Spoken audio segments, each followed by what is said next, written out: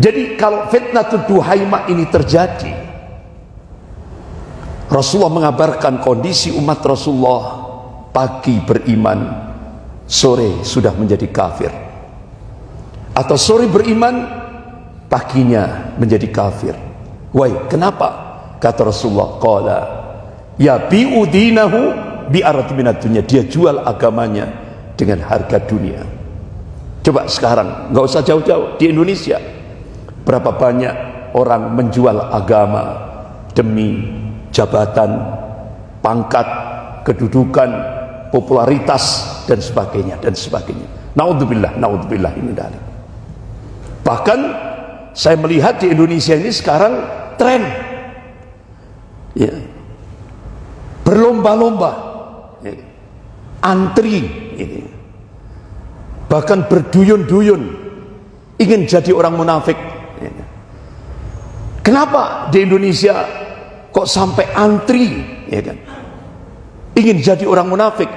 Karena dibaliknya ada min amplopi bin fulus, ada iming-iming jabatan.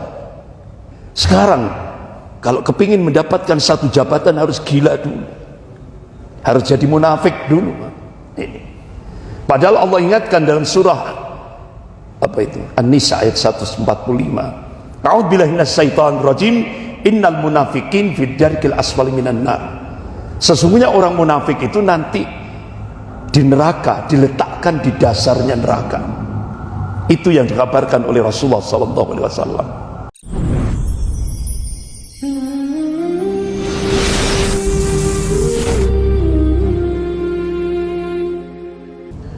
Ya ayyuhalladzina amanu taqullaha haqqa tuqatih wa la tamutunna illa wa antum muslimun. Ya ayyuhan nasu taqu rabbakum alladzi khalaqakum min nafsin wahidah wa khalaqa minha zawjaha wa batha minhuma rijalan katsiran wa nisaa'a wattaqullaha alladzi tas'aluna bihi wal arham innallaha kana 'alaikum raqiba. Ya ayyuhalladzina amanu taqullaha wa qulu qawlan sadida yaslih lakum a'malakum wa yaghfir lakum dhunubakum wa may yuti'illaha wa rasulahu faqad faza fawzan 'azima. Amma ba'd, fa inna asdaqal hadis kitabullah wa khairul hadi hadi Muhammadin sallallahu alaihi wasallam wa syarrul umur muhdatsatuha wa kullu muhdatsatin bid'ah wa kullu bid'atin dhalalah wa kullu dhalalatin finnar. Ma'asyiral muslimin rahimakumullah, malam ini kita membahas satu tema, yaitu mewaspadai fitnah akhir zaman, karena kita hidup di akhir zaman. Dalam satu hadis riwayat Imam Ahmad dari Hudzaifah bin Yaman radhiyallahu an, Rasulullah sallallahu alaihi wasallam mengabarkan kepada kita umatnya, dan hadis ini sudah sering saya sampaikan, nggak perlu diulang lagi, ya, tentang 5 periodisasi sejarah yang akan dialami oleh umat Rasulullah sallallahu alaihi wasallam sampai menjelang yaumil kiamah. Dan ini sudah sering saya sampaikan, tidak perlu diulang. Bapak-bapak, ibu-ibu yang dimuliakan Allah, kita sekarang masuk periodisasi sejarah yang keempat yang dikabarkan oleh Rasulullah, yaitu fase mulkan Jabriyah. Jadi di masa mulkan Jabriyah ini seluruh dunia banyak dipenuhi oleh penguasa-penguasa yang zalim, penguasa diktator, penguasa yang memaksakan kehendak bagi rakyatnya, penguasa yang menyengsarakan rakyatnya. Ini yang dikabarkan oleh Rasulullah SAW. Dan ini fase yang paling berat dialami oleh umat Rasulullah, yang skopnya global, tidak hanya Indonesia, seluruh dunia. Saat Rasulullah duduk bersama sahabatnya Abdullah bin Umar radhiyallahu an,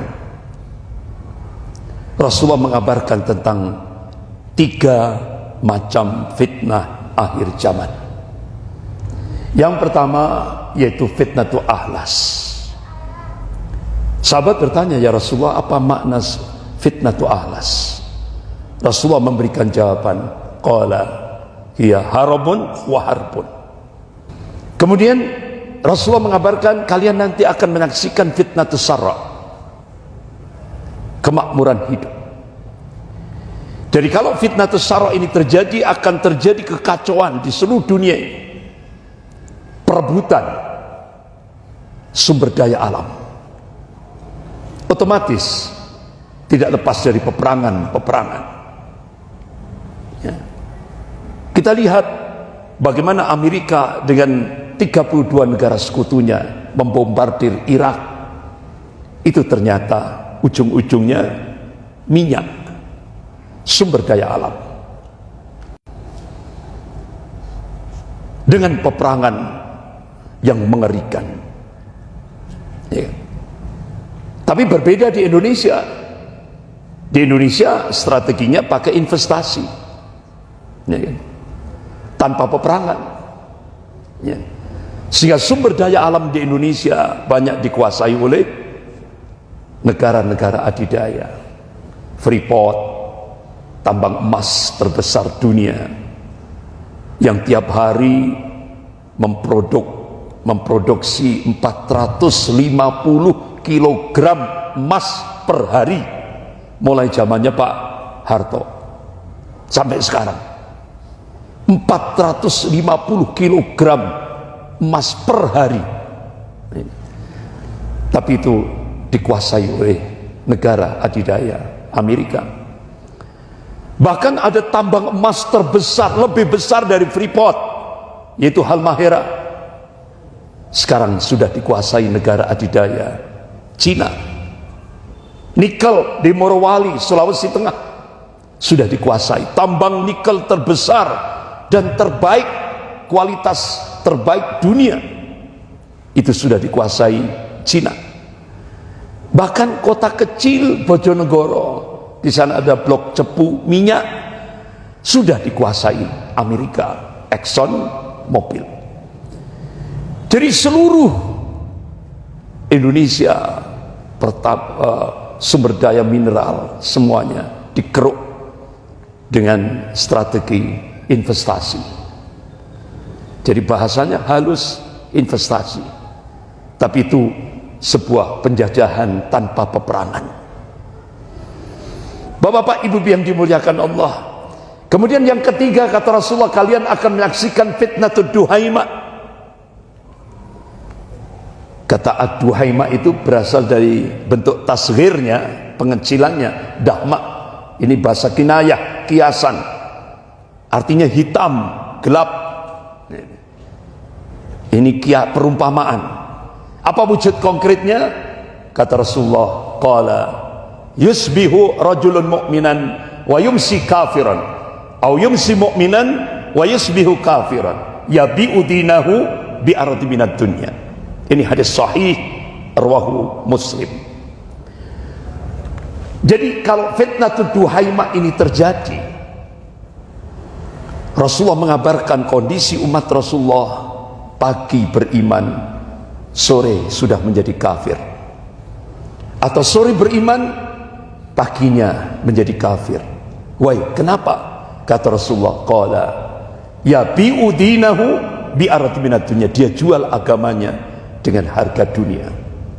Coba sekarang, nggak usah jauh-jauh, di Indonesia berapa banyak orang menjual agama demi jabatan, pangkat, kedudukan, popularitas, dan sebagainya. Naudzubillah ini dari. Bahkan saya melihat di Indonesia ini sekarang tren, ya, berlomba-lomba, ya, antri, ini, bahkan berduyun-duyun ingin jadi orang munafik. Ya. Kenapa di Indonesia kok sampai antri, ya kan? Ingin jadi orang munafik? Karena dibaliknya ada min amplopi bin fulus, ada iming-iming jabatan. Ini yang terjadi. Apalagi sekarang apa yang diungkap oleh Joyoboyo sudah terjadi di Indonesia. Zaman edan, nek ora edan, ora keduman. Tapi bejo-bejo ini wong kang eling lan waspodo. Artinya menurut konsep Islam bukan zamannya yang gila, tapi orangnya yang gila. Sekarang kalau kepingin mendapatkan satu jabatan harus gila dulu, harus jadi munafik dulu. Padahal Allah ingatkan dalam surah apa itu, An-Nisa ayat 145, A'udzubillahi minasyaitonir rajim, innal munafiqin fid darkil asfali minan nar. Sesungguhnya orang munafik itu nanti di neraka, diletakkan di dasarnya neraka. Itu yang dikabarkan oleh Rasulullah SAW. Kita bisa bayangkan, Rasulullah mengabarkan paman beliau Abu Thalib karena meninggal dalam keadaan kafir. Tapi Rasulullah mohon kepada Allah supaya diringankan azabnya. Ini Rasulullah mengasih kabar azab yang paling ringan itu nanti kaki, jari-jari kaki Abu Thalib begitu disentuhkan di permukaan api neraka, itu otaknya langsung mendidih. Itu yang paling ringan. Dan terus bagaimana kita bayangkan diletakkan di dasarnya neraka, keraknya neraka. Ya Allah, naudzubillah, naudzubillah min dzalik. Tapi sekarang di Indonesia sekarang orang berlomba-lomba ingin menjadi munafik. Kalau dulu zaman Rasulullah orang munafik itu menyembunyikan, tersembunyi, sirriyah. Sekarang di Indonesia orang jadi munafik itu vulgar, ditampakkan. Ya kan? Apa kalau bahasa Jawa itu? Cetok, welo-welo. Itu sekarang di Indonesia tren. Nah, kapan masanya fitnatul duhaimah itu terjadi? Rasulullah mengabarkan dalam kitab Sahih Muslim bab al-fitan wa asyaratus sa'ah.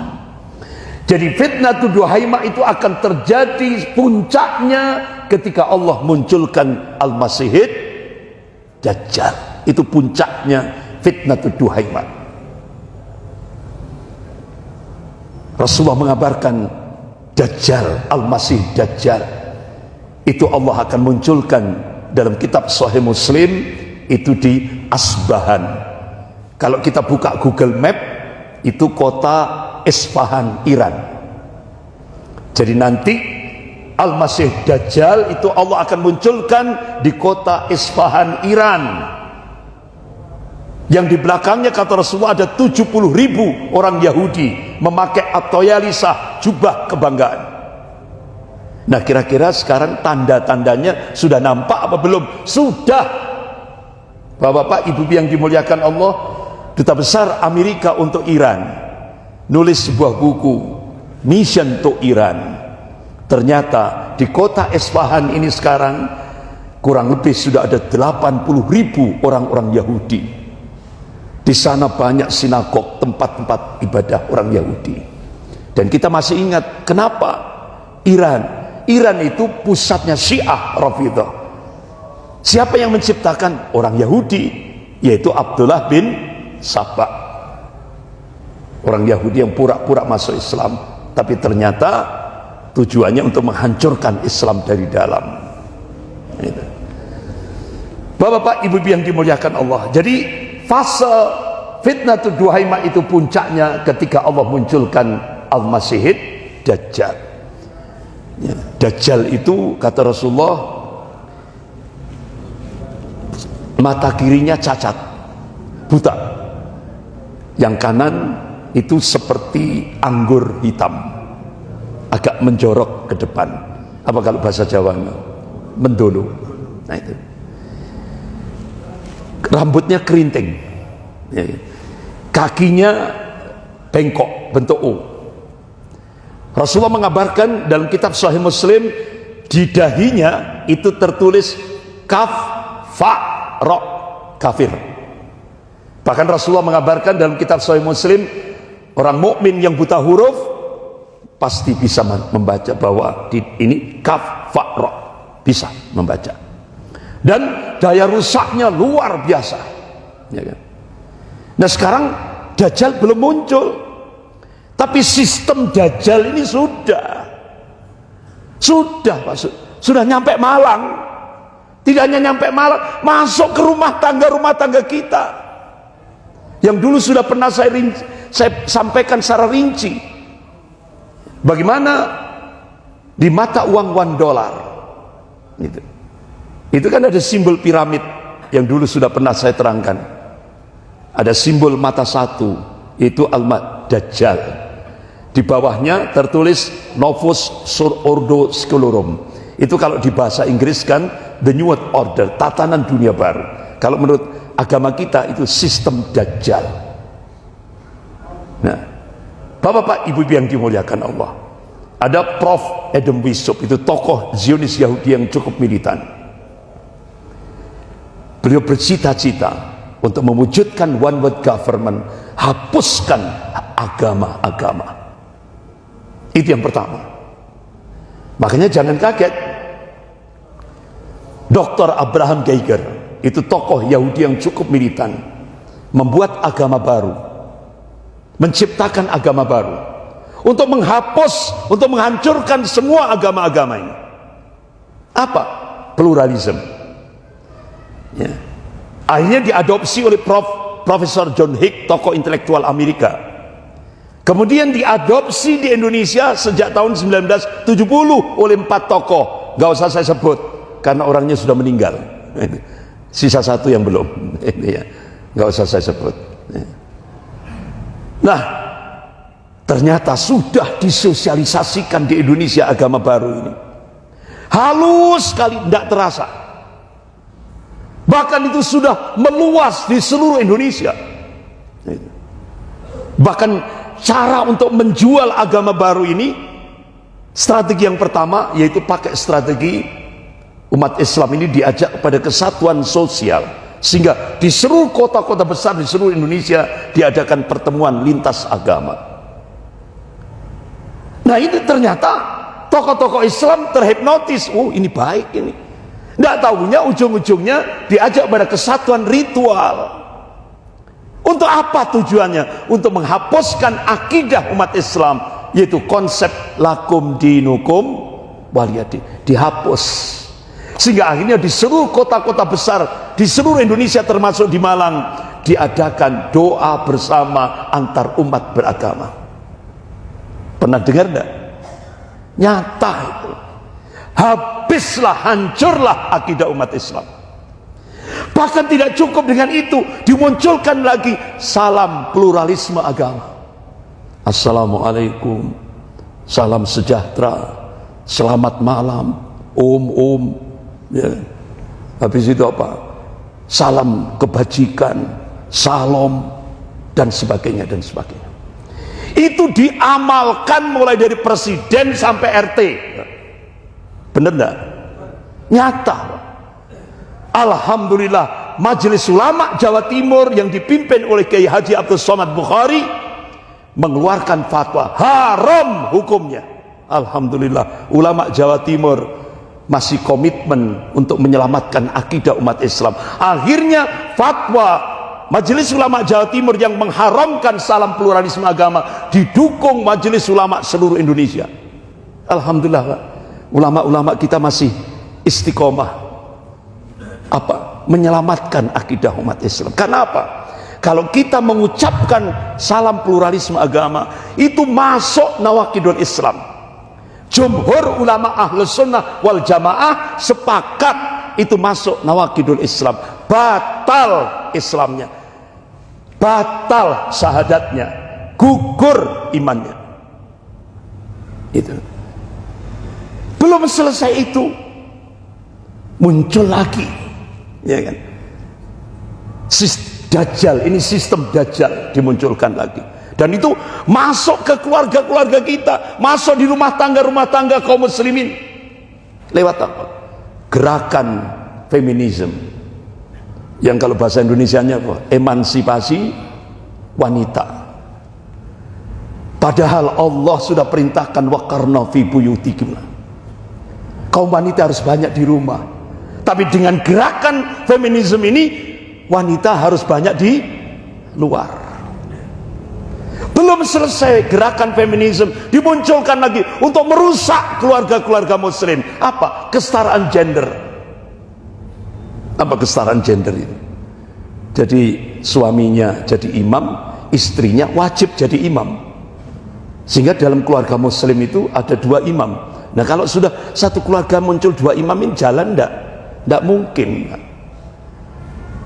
Jadi kalau bahasa mudahnya bapak-bapak ibu-ibu, bahasa mudahnya itu kalau suaminya habis kerja ya capek gitu ya, habis itu pulang ke rumah, ya kan, mi atau dek atau bu atau apa lagi, mami atau apa ya umi gitu ya, buatkan kopi.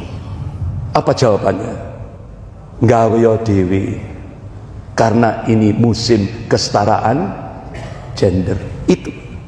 Itu bahasa mudahnya, dan itu benar-benar semarak untuk merusak keluarga-keluarga muslim. Belum selesai kesetaraan gender, muncul lagi dajjal, sistem dajjal yang baru. Laki nikah dengan laki sah menurut negara. Jadi kalau sebaliknya, pernikahan dini dibully, padahal tujuannya kan supaya selamat akidahnya. Pernikahan dini, pernikahan muda, ya kan dibully, padahal tujuan orang tuanya itu menyelamatkan agamanya, ya kan? Apalagi poligami, tambah, tidak hanya dibully, dicaci maki. Sementara zina tenang-tenang saja, biasa-biasa saja. Bahkan sampai di Malang ini ada komunitas ibu-ibu pejabat, ya golongan the have itu yang banyak followersnya ini. Itu arisan, Pak.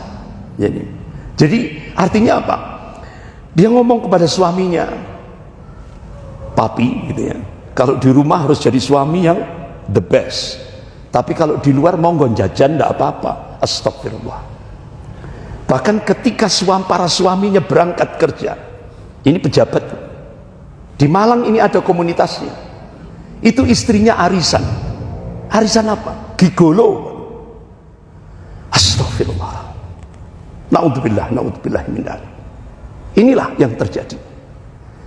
Jadi sementara yang sesuai syariat dibully, dicaci maki, sementara perzinaan, perselingkuhan benar-benar sudah menjadi hal yang biasa di tengah masyarakat kita. Inilah dajjal. Bahkan sekarang komunitas LGBT itu sudah masuk wilayah TNI Polri, Pak. Bahkan pangkatnya perwira. Astagfirullah. Dahsyat ini. Makanya seringkali di beberapa masjid-masjid di Malang Raya ini saya seringkali berbicara agak kasar, Pak. Kalau enggak kasar itu enggak berubah gitu. Akhirnya saya kasar. Ya, mohon maaf itu. Seanjing-anjingnya anjing jantan, itu pasti yang dicari anjing betina. Nah itu. Nah ini manusia punya akal, punya nurani. Loh, laki kok yang dicari laki, terong yang dicari terong. Astagfirullah. Kan lebih rendah daripada anjing gitu, Pak. Ini tren di Indonesia. Ini tren di Indonesia. Astagfirullah. Jadi zamannya Nabi Lut alaihissalam muncul lagi, Pak. Jadi sejarah berulang. Bapak-bapak, ibu-ibu yang dimuliakan Allah. Jadi manakala kembali kepada ini, jadi ini agak nyelonong sedikit, mohon maaf. Kembali lagi ke fitnah Duhaimah. Ini yang disebut dengan fitnah kegelapan. Jadi bapak-bapak, ibu-ibu yang dimuliakan Allah, jangan kaget. Ini kan sudah ya sudah dimunculkan di publik 2023, 2024 akan terjadi fitnah kegelapan, ya kan? Jadi nggak usah kaget, Pak. Nggak usah langsung sampai ya kan tercengang sampai ketakutan. Jangan. Rasulullah sudah ngasih kabar fitnah kegelapan ini 1444 tahun yang lalu. Jadi di Indonesia akan terjadi fitnah kegelapan. Itulah yang disebut dengan fitnah Duhaimah. Jadi nggak usah kaget, Bapak-bapak, Ibu yang dimuliakan Allah. Rasulullah sudah ngasih kabar itu 1444 tahun yang lalu. Jadi kalau fitnah Duhaimah ini terjadi, Rasulullah mengabarkan kondisi umat Rasulullah, yusbihu rajulun mu'minan wa yumsi kafiran, au yumsi mu'minan wa yusbihu kafiran, yabi'u dinahu bi ardi minad dunya. Jadi kalau fitnah Duhaimah ini sudah terjadi di Indonesia, kondisi umat Rasulullah pagi beriman, sore sudah jadi kafir, atau sore beriman, paginya jadi kafir. Kenapa? Karena menjual agamanya dengan harga dunia. Bahkan kalau sudah fitnah Duhaimah ini terjadi, umat Rasulullah akan pecah jadi dua kelompok, akan terbagi jadi dua kelompok, mukmin sejati dan munafik sejati. Ini yang dikabarkan oleh Rasulullah SAW. Jadi kalau fitnah Duhaimah itu sudah terjadi di Indonesia, umat Islam akan terbelah jadi dua kelompok, mukmin sejati dan munafik sejati. Nah sekarang tanda-tandanya sudah nampak enggak? Sampun sudah, bahkan vulgar sedang. Jadi sekarang ini hikmah Allah turunkan mihnah, ujian, cobaan, tantangan, tribulasi kehidupan untuk umat Islam di Indonesia. Apa kalau bahasa pewayangan itu, umat Islam Indonesia ini sedang digodok di kawah condro di muko. Benar-benar umat Islam dipreser, ditekan, disudutkan.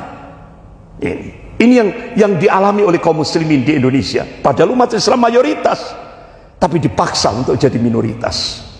Dan kalau sudah terjadi seperti ini, hikmahnya apa? Allah bersih-bersih, Allah bersih-bersih, Allah bersihkan barisan mukmin dari orang-orang munafik ini.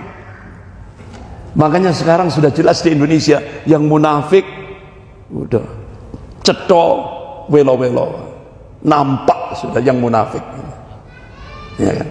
Yang mukmin jelas, apalagi yang kafir. Ini hikmah Allah turunkan mihnah, ujian, cobaan, tantangan, tribulasi kehidupan. Coba kita lihat, umat Islam dipreser, ditekan, disudutkan. Stigmanya apa umat Islam? Radikal. Sementara ulama musuhku. Benar enggak? Ini yang terjadi di Indonesia. Ini zaman edan. Nek ora edan, ora keduman.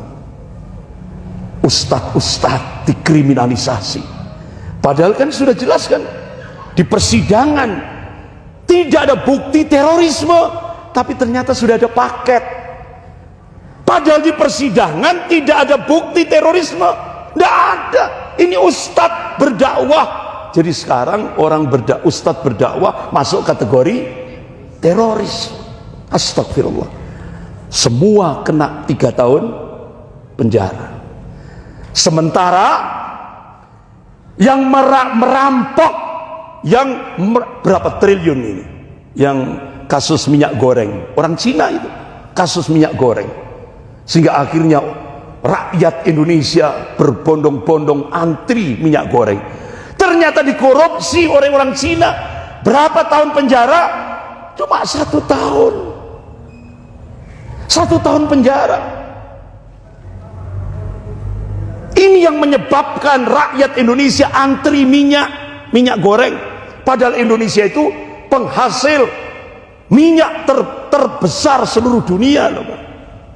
Ternyata yang ngerampok orang Cina, divonis cuma 1 tahun penjara. Sementara ulama gara-gara check up kesehatan di rumah sakit Umi Bogor divonis 10 tahun penjara oleh jaksa.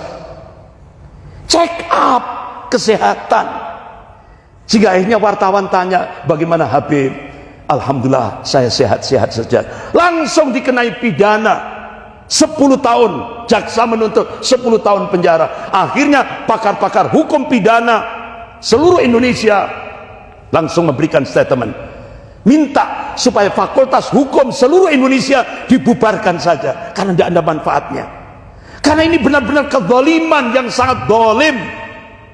Mosok perampok triliunan yang menghancurkan negara hanya divonis 1 tahun penjara. Ini ulama yang check up kesehatan di rumah sakit itu divonis 10 tahun penjara. Akhirnya hakim begitu tokoh-tokoh pakar-pakar hukum pidana minta dihapuskan fakultas hukum, akhirnya hakim memvonis 4 tahun penjara. Tapi terus rakyat melakukan protes, akhirnya Mahkamah Agung motong lagi, tinggal 2 tahun penjara. Tapi antara yang menghancurkan negara dengan ulama yang menyelamatkan negara, masih besar yang menyelamatkan negara. Sementara yang menghancurkan negara hanya vonis 1 tahun penjara. Li, siapa namanya itu? Li Chi Wan kalau tidak salah, yang ngerampok, yang korupsi minyak goreng itu. Sehingga akhirnya rakyat Indonesia antri minyak goreng.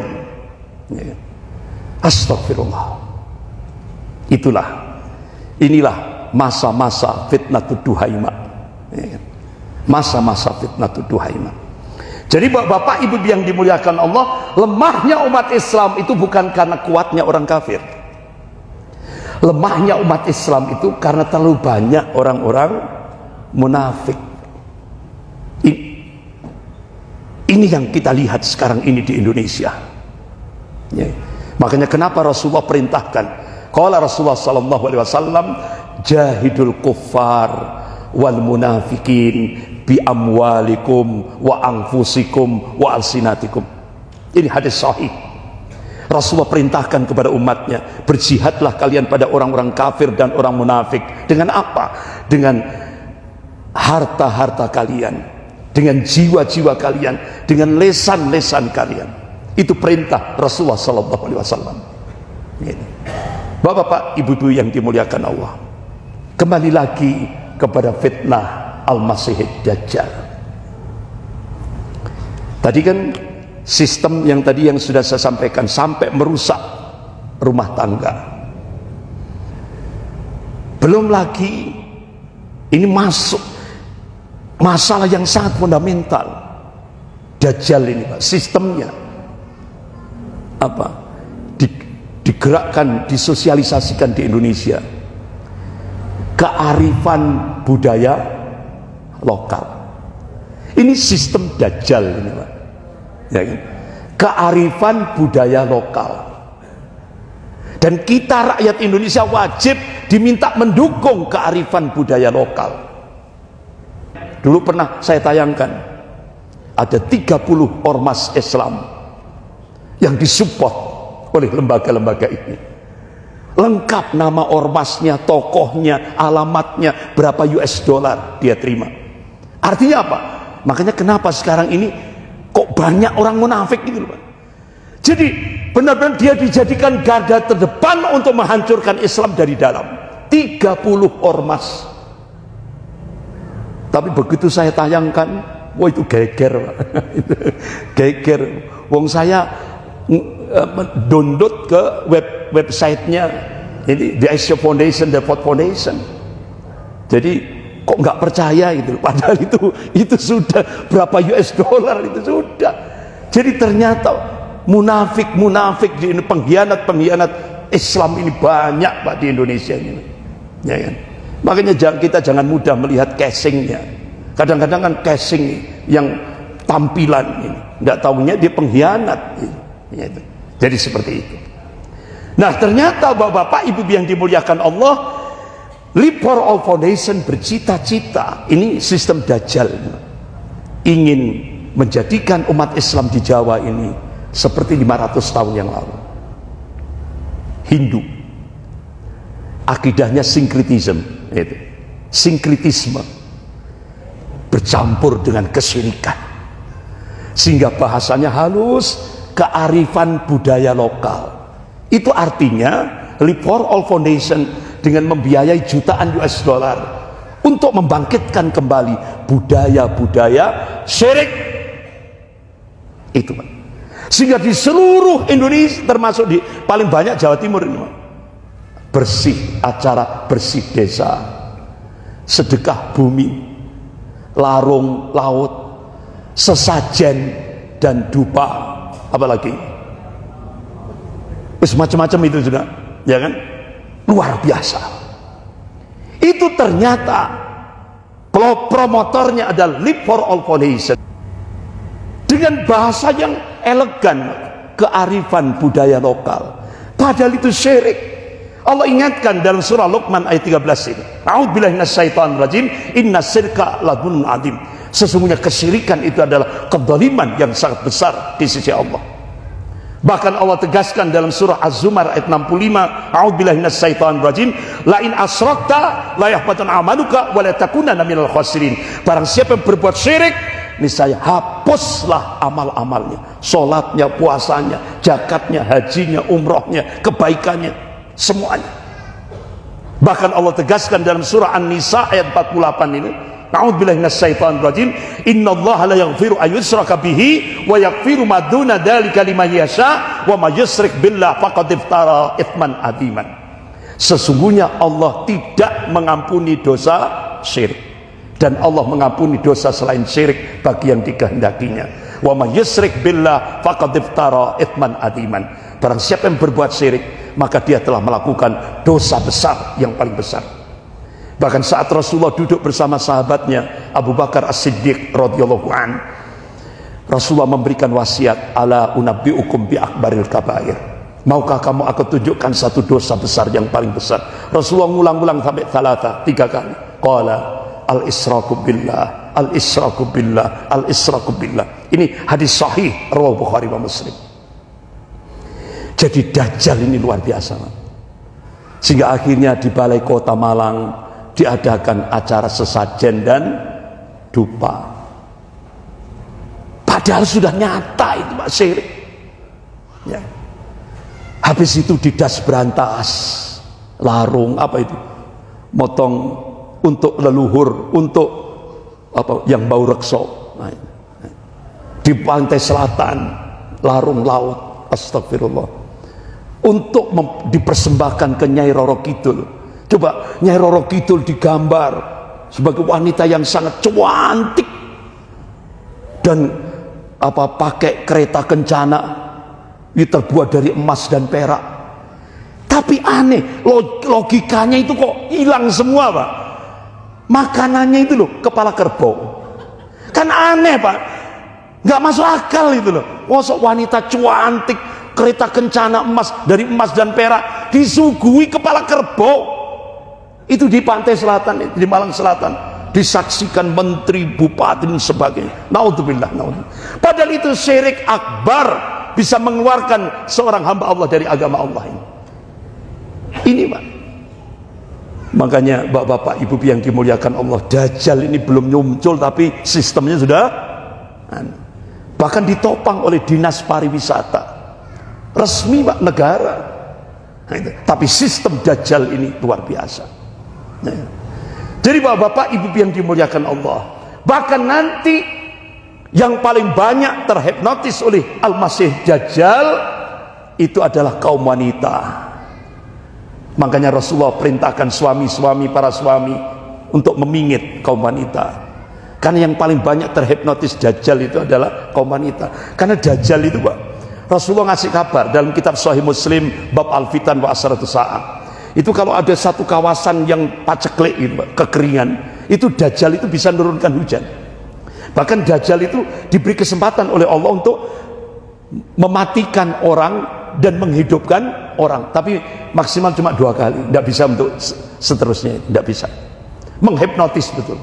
Makanya Dajjal itu kalau yang diberikan air itu hakikatnya api, kalau yang diberikan api hakikatnya air, jadi menipu gitu. Dan daya rusaknya luar biasa, kecepatannya super cepat, ya kan? Seluruh dunia Pak, termasuk Malang, kena kerusakan yang akan dilakukan oleh Dajjal, kecuali 2 kota, Mekah dan Madinah, ya, karena Rasulullah mengabarkan akan dijaga oleh para malaikat. Ini bapak-bapak, ibu-ibu yang dimuliakan Allah. Oleh karena itu Rasulullah ngasih kabar kepada umatnya ada dua senjata untuk menghadapi Dajjal ini. Yang pertama, kita disunahkan baca surah Al-Kahfi Lailatul Jum'ah atau Yaumil Jum'ah, baca surah Al-Kahfi. Itu senjata untuk menghadapi fitnah Al-Masih Dajjal. Kemudian yang kedua, senjata yang kedua, ad-du'a. Kapan? Pada saat kita tahiyat akhir, pada saat sholat, saat tahiyat akhir, selesai baca sholawat kepada Nabi, disunahkan baca doa, Allahumma inni a'udzubika min adzabi jahannam wa min adzabil qabri wa min fitnatil mahya wal mamat wa min syarri fitnatil masihid dajjal.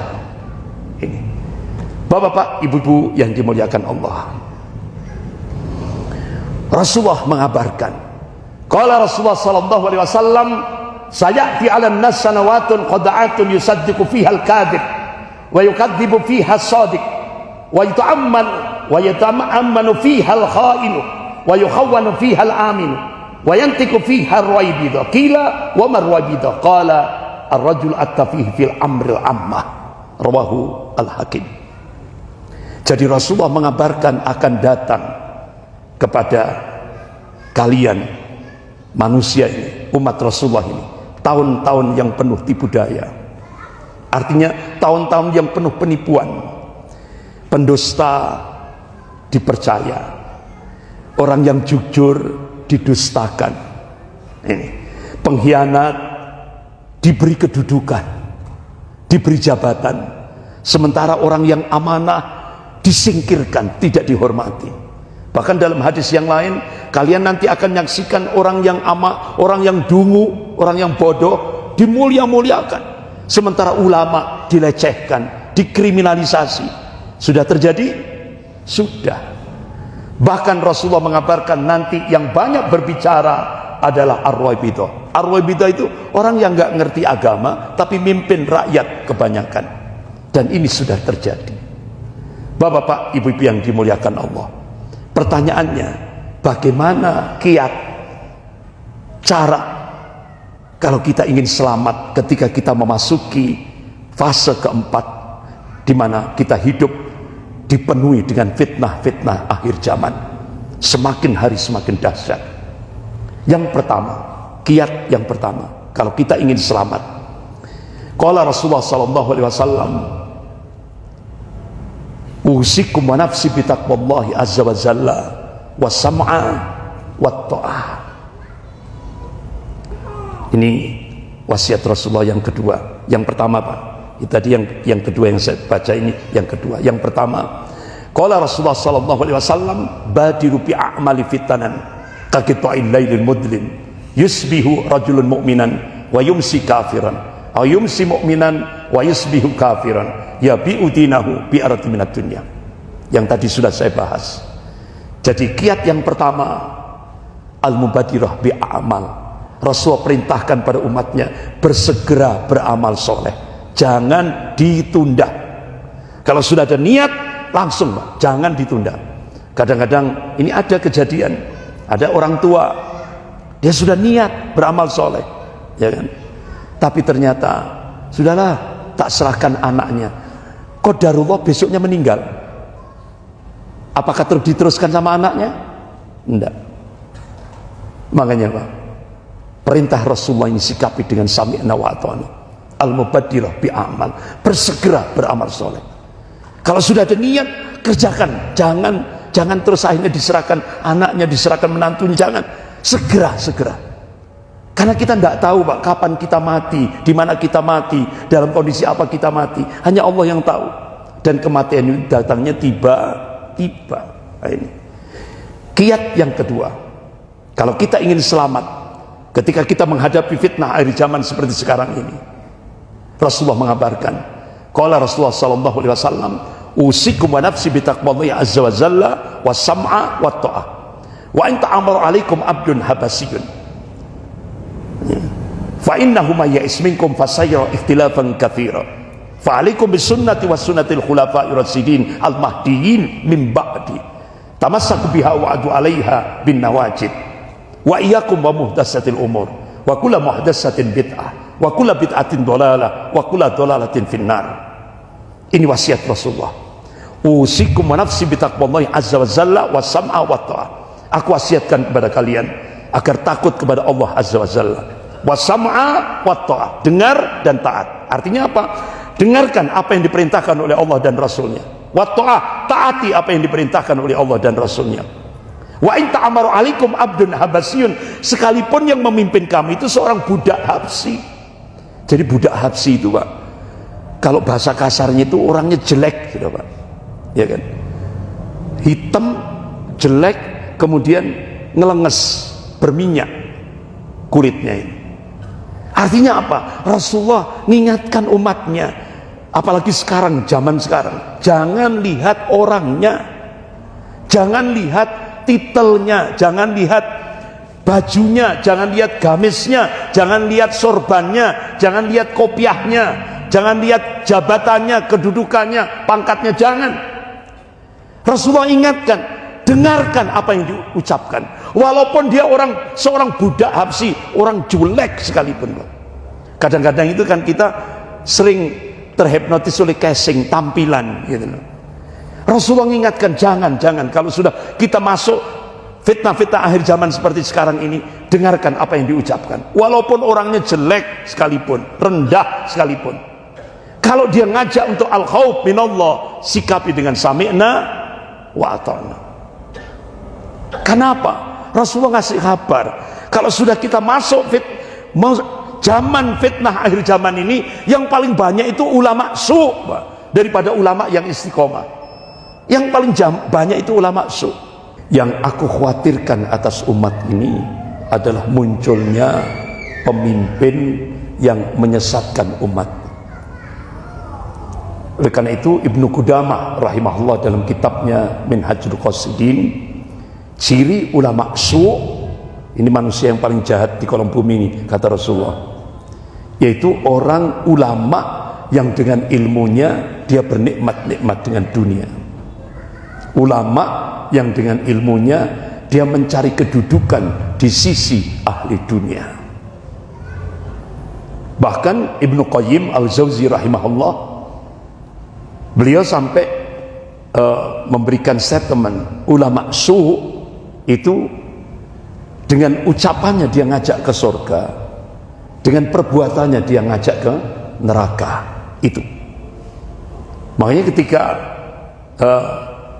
Rasulullah memberikan arahan yang konkret supaya kita selamat, Rasulullah memberikan arahan at-tamassuk bisunnah, berpegang teguhlah kepada sunnah Rasulullah dan sunnah khulafa rasyidin, sahabatnya al-mahdiyin yang diberi petunjuk mim ba'di, sesudahku. Nah ini, bahkan Rasulullah memberikan penegasan, tamassaku biha wa'du 'alaiha bin nawajid, pegang kuat sunnah Rasulullah, gigitlah sunnah Rasulullah dengan gigi gerahammu. Artinya apa? Baik dalam kehidupan berpribadi, berkeluarga, bermasyarakat, berbangsa, bernegara, kita harus ittiba'us sunnah, ngikuti sunnah Rasulullah, karena Rasulullah itu uswatun hasanah. Kemudian kiat selamat yang ketiga, ar-ruju' ilal ulama, kembali ke ulama. Imam Syafi'i rahimahullah ditanya, kalau kami sudah berada di tengah-tengah fitnah-fitnah akhir zaman, ulama yang mana yang kita jadikan sebagai rujukan? Imam Syafi'i memberikan jawaban, cari ulama yang paling dibenci oleh golongan kafir dan golongan munafik, jadikan itu pegangan, jadikan itu pijakan. Karena sekarang ini di era fitnah akhir zaman seperti sekarang, yaitu ketika fitnah Duhaimah itu terjadi, yang paling banyak itu ulama su', ya kan? Yang ulama yang konsisten, ulama yang istiqomah itu sedikit sekali.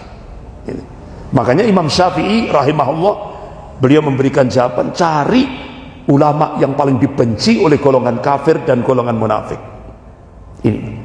Kemudian yang keempat, kiat kalau kita ingin selamat ketika kita hidup di akhir zaman seperti sekarang ini, kuatkan kesabaran.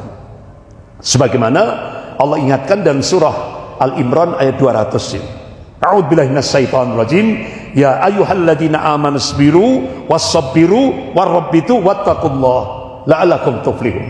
Hai orang-orang yang beriman, bersabarlah. Kata Allah, belum cukup dengan sabar ini. Allah tegaskan lagi, wasabbiru, dan kuat-kuatkan kesabaran. Tidak cukup hanya sabar, tapi Allah perintahkan lagi, wasabbiru, kuat-kuatkan kesabaranmu. Warribat, ya kan? Warrobitu. Ar-ribat itu kalau diterjemahkan secara tekstual, bersiap siaga di perbatasan negeri. Kalau kita korelasikan dalam kehidupan ini, tingkatkan kewaspadaan. Karena yang goncang iman kita itu banyak. Apalagi kita hidup di era digital, tantangannya banyak. Nah, ini. Wattaqullah, dilanjutkan ayat itu, tingkatkan kualitas ketakwaan kepada Allah. La'allakum tuflihun, supaya kamu sukses fid dunya wal akhirah. Yang terakhir, yang kelima, kiat kalau kita ingin selamat ketika kita hidup di akhir zaman seperti sekarang yang dipenuhi dengan fitnah-fitnah akhir zaman. Kenapa? Kita sudah melihat di Indonesia sekarang sudah nampak ini fitnah akhir zaman. Yang hak dikatakan batil, yang batil dikatakan hak, yang amanah disingkirkan, yang khianat diberi kedudukan, bahkan dimulia-muliakan. Ulama, ustadz dikriminalisasi, orang dungu dimulia-muliakan. Ini sudah terjadi. Makanya doa ini, jangan meninggalkan doa. Kenapa? Rasulullah mengingatkan, qala Rasulullah sallallahu alaihi wasallam, ad-du'a muhul ibadah. Doa itu otaknya ibadah. Ada satu hadis, tapi ini derajat hadisnya dhaif. Apa itu? Ad-du'a silahul mu'min. Doa senjatanya mukmin. Itu hadisnya dhaif. Itu hadisnya dhaif. Tapi yang sahih ini rawahu Ahmad, yaitu ad-du'a muhul ibadah. Doa itu otaknya ibadah. Ini hadisnya sahih. Nah, ini.